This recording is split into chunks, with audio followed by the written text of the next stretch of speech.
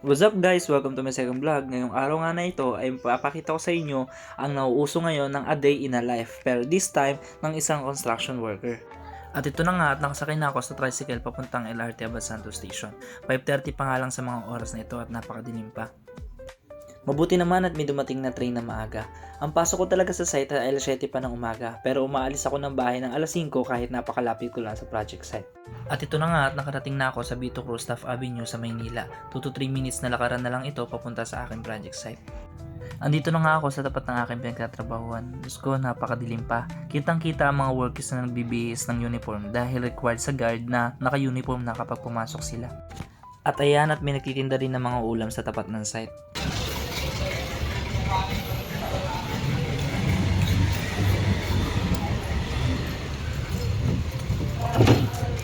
Chip!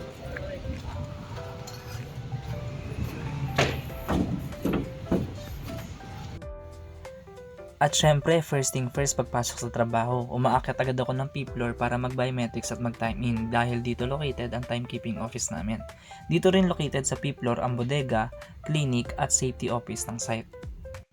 At after ko mag-time in ay bumaba ako sa fourth floor para silipin ang mga tao ko kung andito na sila. Dito kasi ang tarima nila. Ayan, mga nakahiga pa nga. Maya-maya nga't magbibihis na rin yung mga yan at maghahanda para sa toolbox attendance. Ayoko kasi yung hindi sila pumupunta o nalilate sila sa pag-akyat sa taas. Ito na nga at nakababa na ako sa ground floor papunta sa engineering office. Kitang-kita naman na patay pa ang ilaw sa labas. Isa lang ang ibig sabihin nito, guys.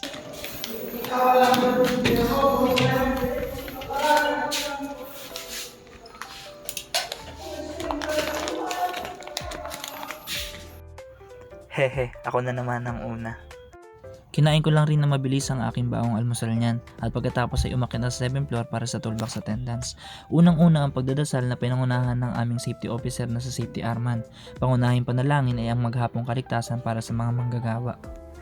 Ang susunod naman syempre at hindi mawawala ang pag-warm up at pag-exercise. Maganda ito sa katawan para sa paghahanda sa maghapong paggawa. 1, 2, 3, 4, 5, 6, 7, 8, 7, 6, 5, 4, 3, 2, 1.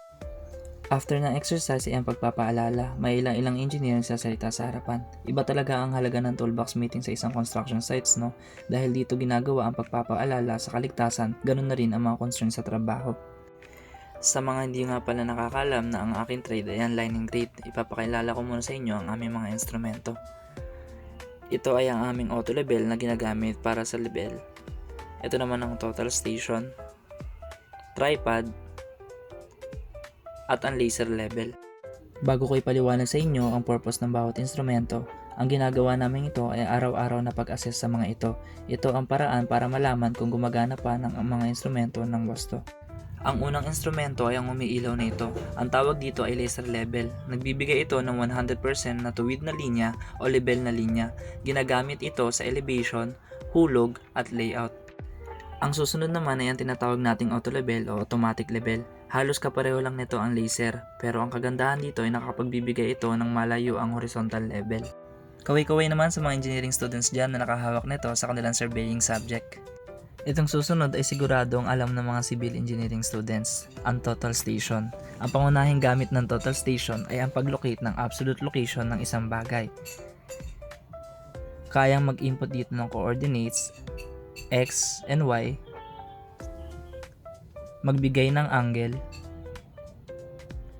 at magbigay ng tuwid na linya. Take note lang ha, hindi ako ganun kaalam o eksperto sa mga instrumentong ito. Ibinibigay ko lamang kung ano yung nalalaman ko. Itong part na ito ay nakababa na kami sa ground floor sa part ng entrance dahil may nakahandang bubuhusan dito na drop off at hagdan. Kailangan bantayan ng lining grade ang elevation para sa gunon ay makuha ang elevation na hinihingi sa plano.